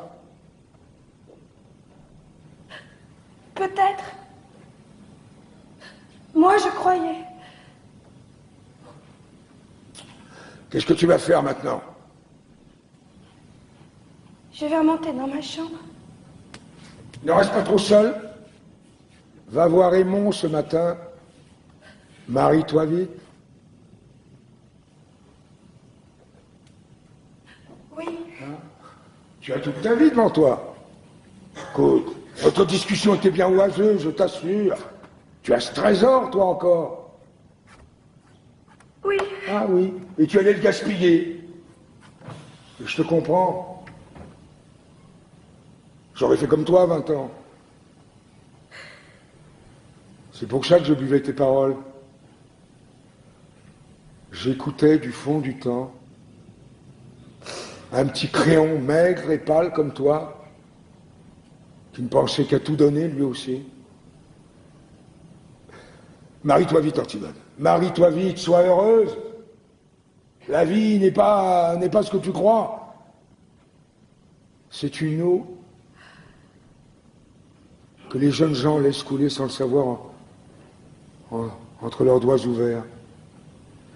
Ferme tes mains vite, retiens-la. Tu verras, ça deviendra quelque chose une petite chose, dure et simple qu'on grignote assis au soleil. Les autres te diront que ce n'est pas vrai parce qu'ils ont besoin de ta force, de ton élan. Alors ne les écoute pas. Ne m'écoute pas lorsque je ferai mon prochain discours devant le tombeau de Théocle parce que ce ne sera pas vrai. Rien n'est vrai que ce qu'on ne dit pas. Tu l'apprendras toi aussi, mais trop tard. La vie C'est un livre qu'on aime. C'est un enfant qui joue à vos pieds. C'est un outil qu'on tient bien dans sa main. C'est un banc pour se reposer le soir devant sa maison. Tu vas me mépriser encore, mais tu verras. De découvrir cela, c'est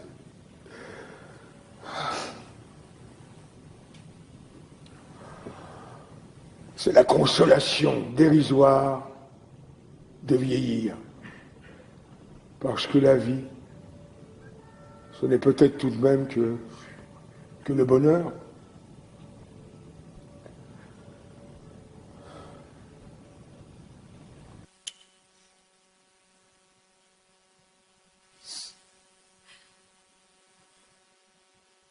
Le bonheur?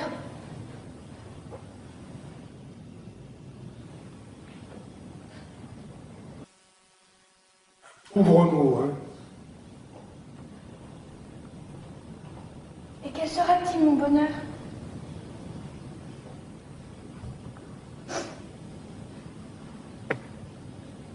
Quelle femme heureuse deviendra-t-elle, la petite Antigone? Quelle pauvreté faudra-t-il qu'elle fasse, elle aussi, jour par jour, pour arracher avec ses dents son petit lambeau de bonheur? Dites, à qui devra-t-elle mentir? À qui sourire? À qui se vendre? Qui devra-t-elle laisser mourir en détournant le regard? Mais tu es folle! Tais-toi! Non, je ne me tairai pas! Je veux savoir comment je m'y prendrai moi aussi pour être heureuse. Et tout de suite, puisque c'est tout de suite qu'il faut choisir. Vous dites que c'est si beau la vie. Je veux savoir comment je m'y prendrai pour vivre. Tu aimes Aymon. Oui, j'aime Aymon. J'aime un Aymon dur et jeune. Un Aymon exigeant et fidèle comme moi. Mais si votre vie, votre bonheur doivent passer sur lui avec leur usure, si Aymon ne doit plus pâlir quand je pâlis, s'il ne peut me croire morte quand je suis en retard de 5 minutes, s'il ne doit plus se sentir seul au monde et me détester quand je ris sans qu'il sache pourquoi, s'il doit devenir près de moi le monsieur Aymon, s'il doit apprendre à dire oui lui aussi, alors je n'aime plus Aymon. Tu ne sais plus ce que tu dis. Tais-toi. Oh, si je sais ce que je dis. Seulement c'est vous qui ne m'entendez plus. Je vous parle de trop loin maintenant. D'un royaume où vous ne pouvez plus entrer avec vos rides, votre sagesse, votre ventre. Je ris, Créon. Parce que je te vois, à 15 ans tout d'un coup, et c'est le même air d'impuissance et de croire qu'on peut tout. La vie t'a seulement rajouté ces petits plis sur le visage et cette graisse autour de toi.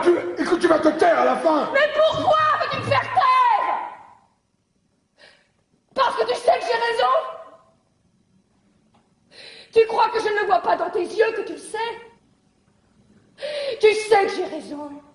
Mais tu ne l'avoueras jamais parce que tu es en train de défendre ton bonheur en ce moment, comme un os. Oui, le tien, et le mien. Imbécile. Vous me dégoûtez tous avec votre bonheur. Avec votre vie qu'il faut aimer coûte que coûte. On dirait des chiens qui lèchent tout ce qu'ils trouvent. Et cette petite chance pour tous les jours, si on n'est pas trop exigeant. Mais moi, je veux tout. Et tout de suite. Et que ce soit entier, ou alors je refuse. Je ne veux pas être modeste, moi, et me contenter d'un petit morceau si j'ai été bien sage. Je veux être sûre de tout, aujourd'hui. Et que ce soit aussi beau que quand j'étais petite, ou mourir. Voilà. Tu commences. Commence comme ton père. Comme mon père. Comme mon père, oui. Nous sommes de ceux qui posent des questions jusqu'au bout. Jusqu'à ce qu'il ne reste plus la plus plus petite chance d'espoir à étrangler. Nous sommes de ceux qui lui sautent dessus quand ils rencontrent votre espoir. Votre cher espoir.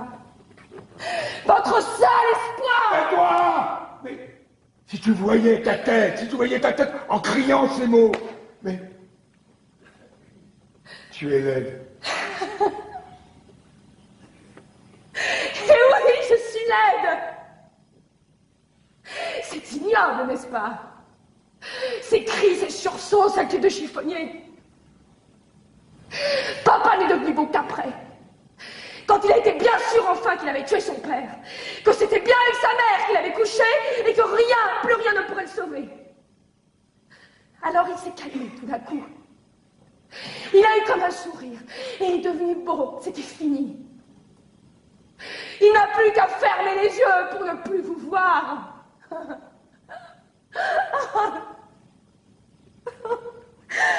À vos têtes. Vos pauvres têtes de candidats au bonheur. Mais c'est vous qui êtes laids. Même les plus beaux. Vous avez tous quelque chose de laid au coin de l'œil ou de la bouche. Tu l'as bien dit tout à l'heure, Créon, la cuisine. Vous avez des têtes de cuisiniers. Je t'ordonne de te taire maintenant, tu entends? Tu m'ordonnes, cuisinier, mais tu crois que tu peux m'ordonner quelque chose? L'antichambre est pleine de monde. Tu veux donc te perdre? On va t'entendre. Eh bien, ouvre les portes, justement, il faut m'entendre. Mais pas au cœur. Tu vas te taire à la fin. Allons vite, cuisinier, appelle tes gardes. Qu'est-ce que tu veux, toi aussi? Antigone, tu veux, je viens. J'ai du courage. J'irai maintenant avec toi. Où iras-tu avec moi? Si vous la faites mourir, il faudra me faire mourir avec elle. Ah Non, pas toi, c'est moi seule. Mais je ne veux pas vivre si tu meurs. Je ne veux pas rester ici sans toi. Tu as choisi la vie. Et moi la mort, laisse-moi maintenant avec tes jérémiades. Il fallait y aller. À quatre pattes dans la nuit. Il fallait aller gratter la terre avec tes ongles pendant qu'ils étaient tout près. Et te faire empoigner par eux comme une voleuse. Je serai demain.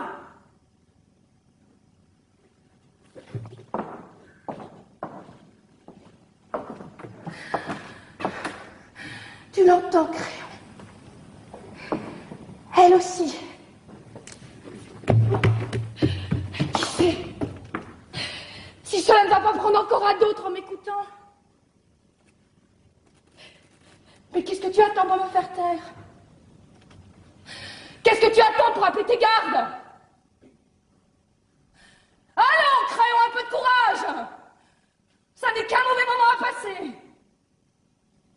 Allons vite, cuisinier, puisqu'il le faut. Garde! Emmenez-la! Enfin, Créon. Antigone.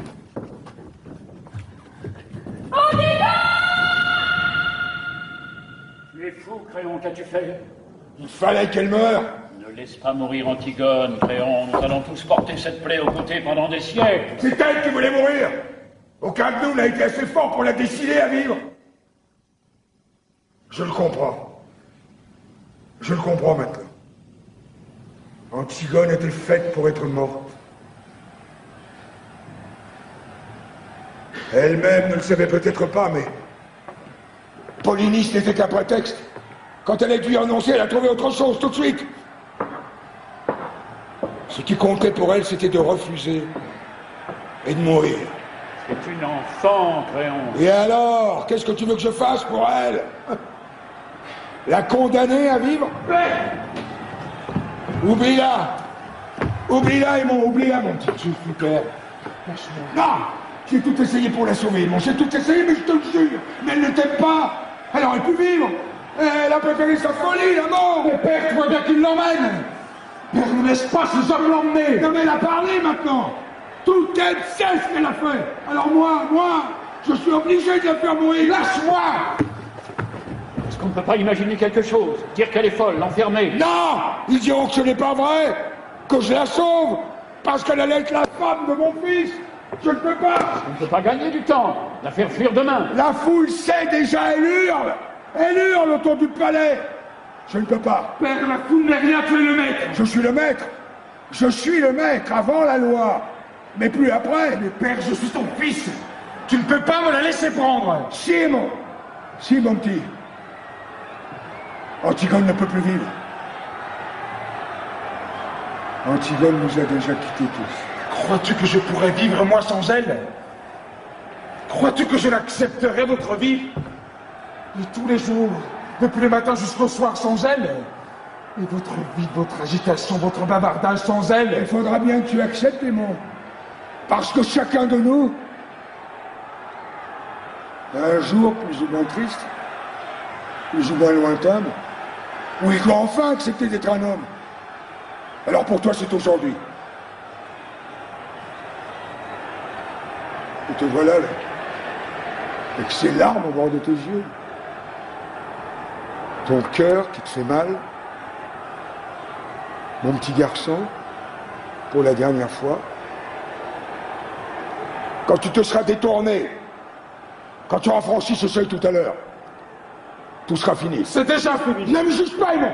Ah non, non, pas toi. Ne me juge pas. Toi aussi. Cette grande force et ce courage, ce Dieu géant qui m'enlevait dans ses bras pour me sauver des monstres et des ombres, c'était toi. Cette odeur défendue et ce bon pain du soir sous la lampe, quand tu me montrais des livres dans ton bureau, c'était toi, tu crois? Oui, Aimon. Tous ces soins, tout cet orgueil, tous ces livres pleins de héros, c'était donc pour en arriver là? Être un homme, comme tu dis, est trop heureux de vivre? Oui, Aimon. Père, ce n'est pas vrai. Ce n'est pas toi. Ce n'est pas aujourd'hui. Nous ne sommes pas tous les deux au pied de ce mur où il faut seulement dire oui. Tu es encore puissant, comme lorsque j'étais petit. Père, je t'en supplie, que je t'admire encore. Je suis trop seul et le monde est trop nu si je ne peux plus t'admirer.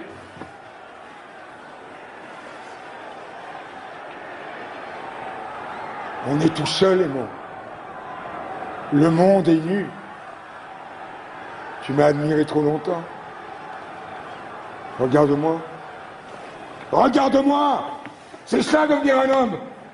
Voir le visage de son père en face, une fois. Antigone! Antigone, au secours! Il est sorti comme un fou.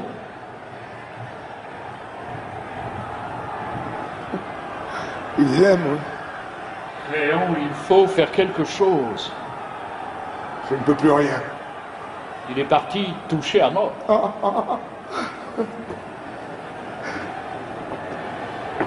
Nous sommes tous touchés à mort. Chef, ils envahissent le palais. Léon, je ne veux plus voir leur visage. Je ne veux plus entendre leurs cris. Que ma mort maintenant c'est assez. Fais que je ne vois plus personne jusqu'à ce que ça soit fini. Les gardes! Aux portes! Videz le palais! Toi!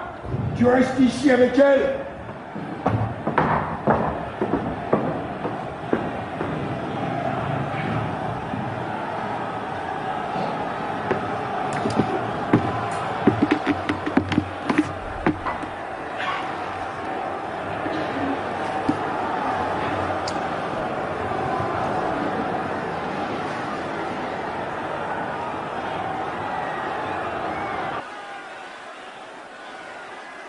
C'est toi, Qui, moi?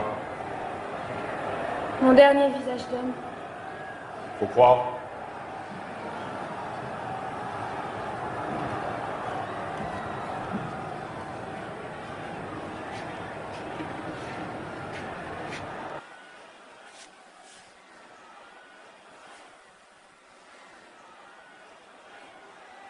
Je te regarde. Ça va? C'est toi qui m'as arrêté tout à l'heure. Oui, c'est moi. Tu m'as fait mal. Tu n'avais pas besoin de me faire mal. Est-ce que j'avais l'air de vouloir me sauver? Allez, pas d'histoire. Si ce n'était pas vous, c'était moi qui y passais. Tu as quel âge? 39 ans. Tu as des enfants? Oui. 2. Tu les aimes? Ça ne vous regarde pas? Il y a longtemps que vous êtes garde?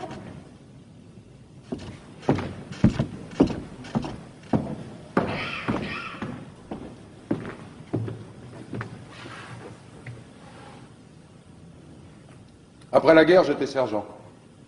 J'ai engagé. Il faut être sergent pour être garde? En principe, oui. Sergent ou avoir suivi le peloton spécial. Devenu garde, le sergent perd son grade. Un exemple. Je rencontre une recrue de l'armée. Elle peut ne pas me saluer. Ah oui? Oui. Remarquez que généralement elle le fait. La recrue sait que le garde est un gradé. Question solde, on a la solde ordinaire du garde, comme ceux du peloton spécial.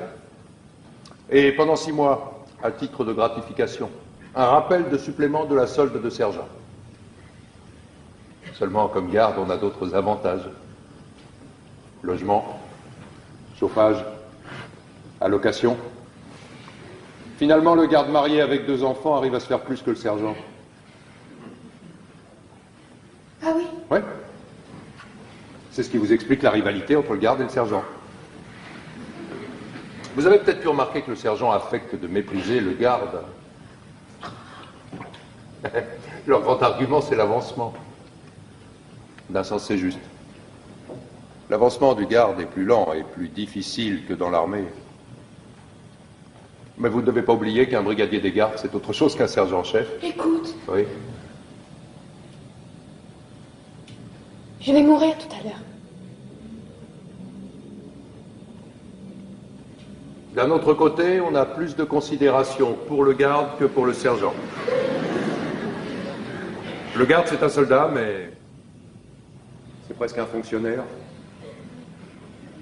Tu crois qu'on a mal pour mourir? Je ne peux pas vous dire. Pendant la guerre, ceux qui étaient touchés au ventre, ils avaient mal. Moi, j'ai pas été blessé. D'un sens, ça m'a nui pour l'avancement. Comment vont-ils me faire mourir? Je ne sais pas.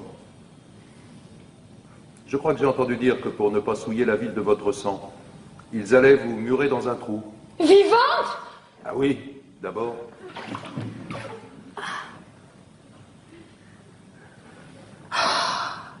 Oh, tombeau. Oh, lit nuptial. Oh, ma demeure souterraine. Toute seule.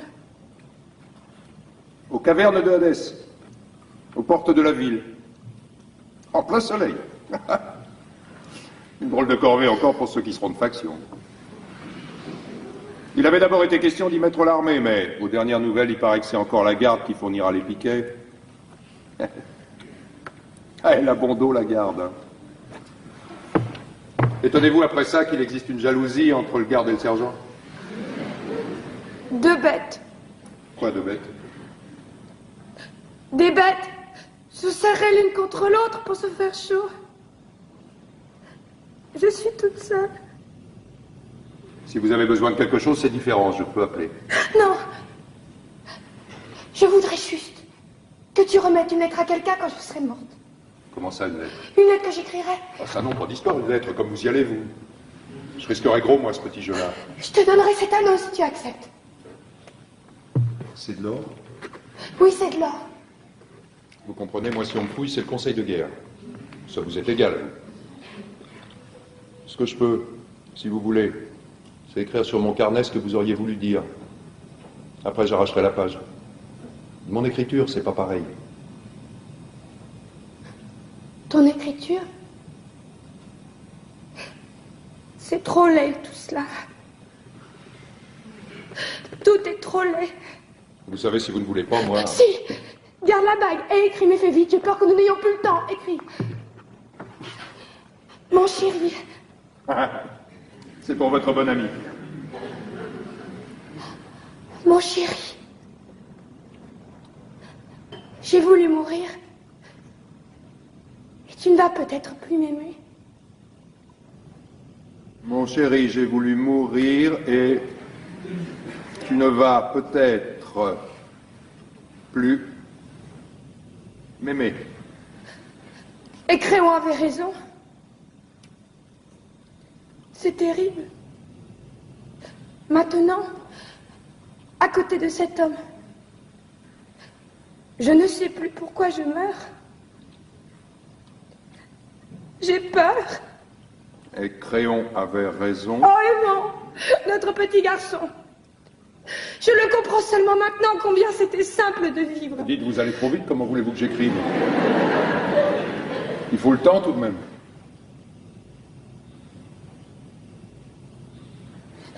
Où en étais-tu?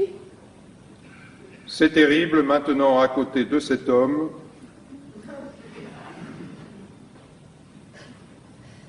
Je ne sais plus pourquoi je meurs. Je ne sais plus pourquoi je meurs. On ne sait jamais pourquoi on meurt. J'ai peur. Non. Raye tout cela. Il vaut mieux que jamais personne ne le sache.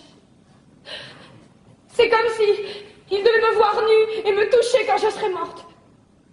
Mais seulement... Pardon. Alors j'aurai la fin et je mets pardon à la place? Oui. Pardon, mon chéri. Sur la petite Antigone. Vous auriez tous été bien tranquilles. Je t'aime.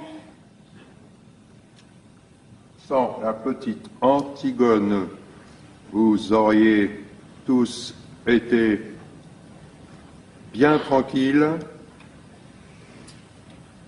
Je t'aime.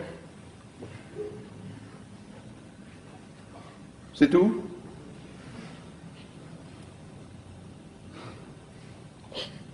Oui, c'est tout. C'est une drôle de lettre. Oui, c'est une drôle de lettre. Et c'est à qui qu'elle est adressée? Allez. Pas d'histoire.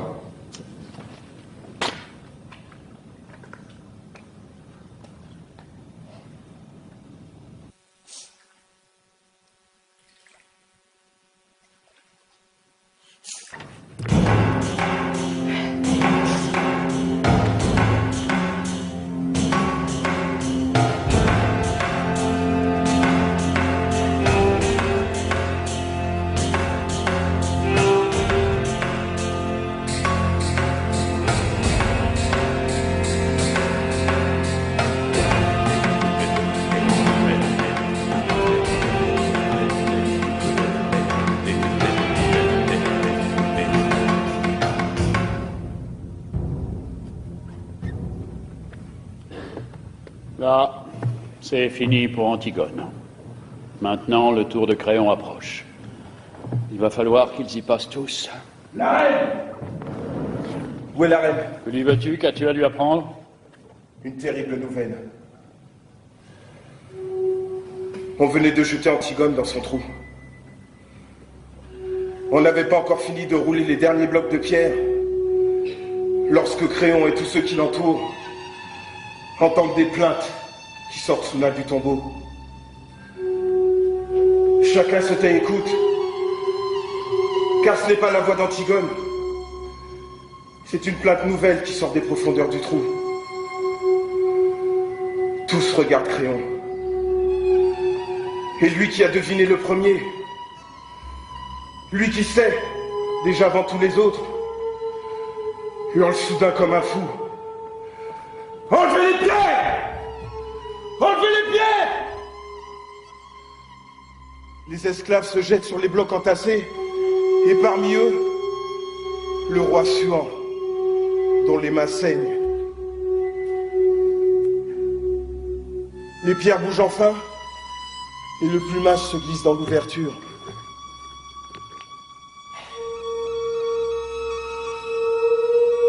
Antigone est au fond de la tombe, pendue au fil de sa ceinture. Des fils bleus, des fils verts, des fils rouges, qui lui font comme un collier d'enfant. Et Aimant à genoux, qui la tient dans ses bras, et gémit, le visage enfoui dans sa robe. On bouge un bloc encore et Créon peut enfin descendre. On voit ses cheveux gris dans l'ombre au fond du trou. Il essaie de relever Aimant. Il le supplie. Aimon ne l'entend pas. Puis soudain, elle se dresse. Les yeux noirs. Et il n'a jamais tant ressemblé au petit garçon d'autrefois. Il regarde son père, sans rien dire. Une minute. Et tout à coup, il lui crache au visage et tire son épée. Créon bondit hors de portée. Alors il le regarde avec ses yeux d'enfant, lourds de mépris. Et Créon ne peut éviter ce regard, comme la lame. Aimon regarde ce vieil homme tremblant à l'autre bout de la caverne. Et sans rien dire, il se plonge l'épée dans le ventre et il s'éteint à côté d'Antigone, l'embrassant dans une immense flaque rouge.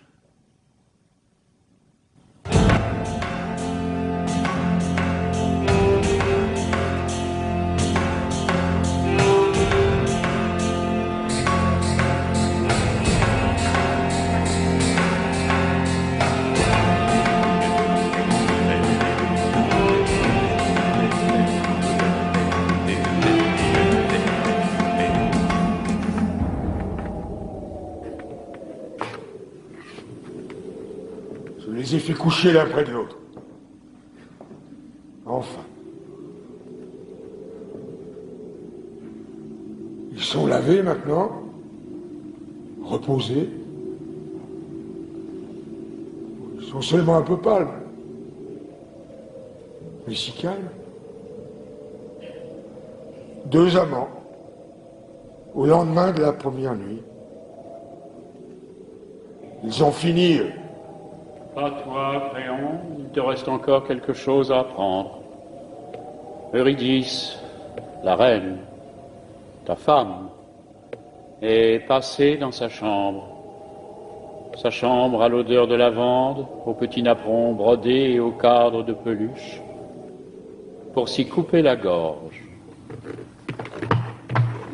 Elle est étendue maintenant sur un des petits lits jumeaux démodés, à la même place où tu l'as reçue, jeune fille, un soir, et avec le même sourire, à peine un peu plus triste. Et s'il n'y avait pas cette large tache rouge sur les linges autour de son cou, on pourrait croire qu'elle dort.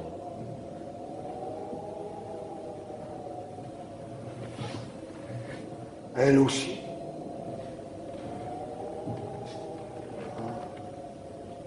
Ils dorment tous. C'est bien. La journée a été rude.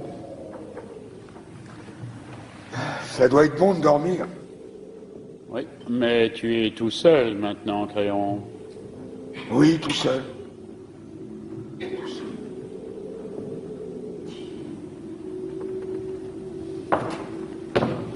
Monsieur,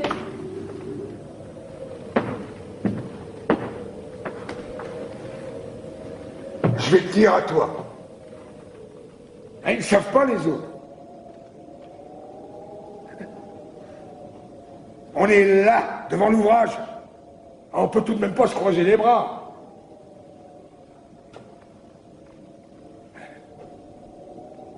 Ils disent que c'est une sale besogne, mais si on la fait pas, qui la fera? je ne sais pas, monsieur. Ah bah, bien sûr, tu ne sais pas. Et puis, tu en as de la chance. Ce qu'il faudrait, c'est de jamais savoir.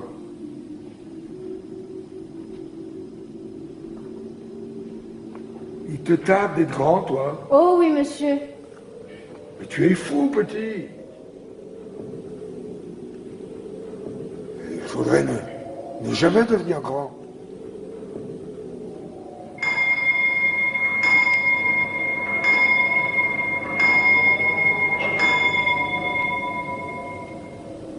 Cinq heures.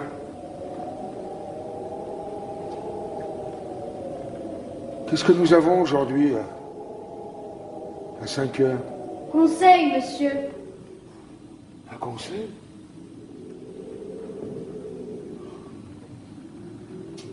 Eh bien, puisque nous avons conseil, petit, nous allons y aller.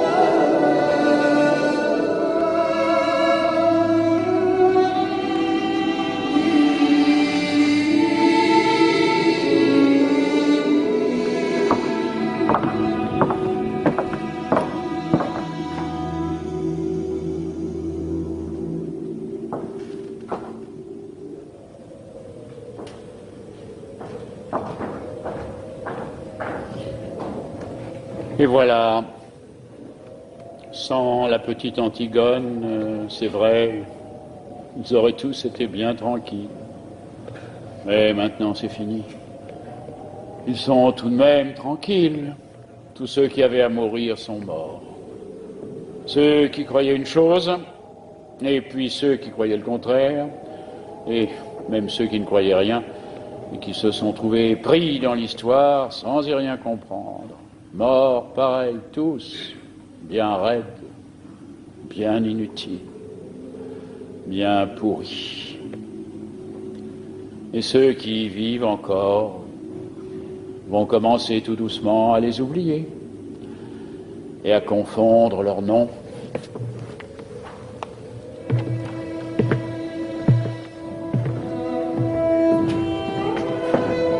C'est fini. Antigone calmé maintenant. Nous ne saurons jamais de quelle fièvre son devoir lui est remis. Un grand apaisement triste tombe sur Thèbes et sur le palais vide où Créon va commencer à attendre la mort.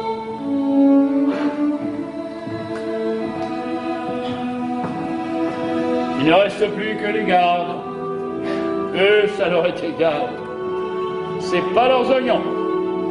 Ils continuent à jouer.